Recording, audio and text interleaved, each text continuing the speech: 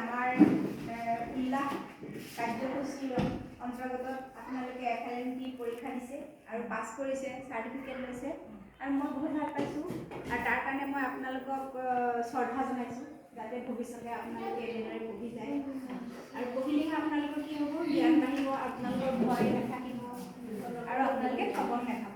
গতিকে আপোনালোকে আকৌ আৰু পঢ়িব।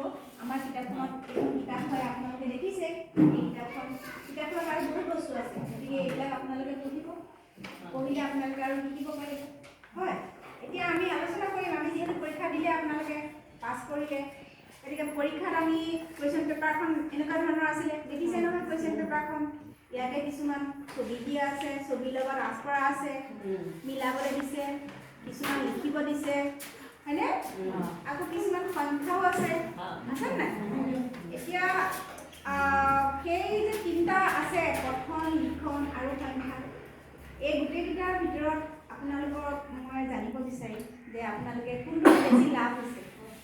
এতিয়া দাদা আপুনি কওকচোন, আপুনি কোনটো ইয়াৰ বেছি ভাল পাইছে? পঠনটো ভাল পালে, লিখনটো ভাল পালে নে সংখ্যা জ্ঞানটো? লিখাটো ভাল পাইছোঁ। লিখাটো আৰু সংখ্যাটো ভাল পাইছোঁ। আৰু সংখ্যাটো ভাল পাই আপুনি শিকি পেলাই কি লাভ হৈছে কওকচোন আপোনাৰ? মই বজাৰ কৰিব যাওঁ, বস্তু খোজো, মই মানে যিমান ঘূৰাই মই আকৌ হিচাপ কৰিব নোৱাৰোঁ। হিচাপ কৰোঁতে যাওঁ, আকৌ উল্টি যাওঁ, যে তাতে মই ভুল হৈ গ'ল ন ইয়াত। আপুনি মইতো বজাৰ কৰিলে কেজি আলু কিনিছোঁ, হ'ল 16 টকা, আপুনি লৈ ল'লে 30 টকা, এই পইচাটো ঘূৰাই দিয়ক। পিছত আঙুলি দি আহি হিচাপ কৰোঁ মই। এতিয়া পৰা হৈছে। হয় হয়, আপুনি এতিয়া পঢ়ি পেলাই বেছি ভাল পাইছে হিচাপ নিকাচ কৰি। মানে আমি এইটো বুজিছোঁ যে আমি পঢ়ি পেলাই আমি ঠগন নোখোৱাকৈ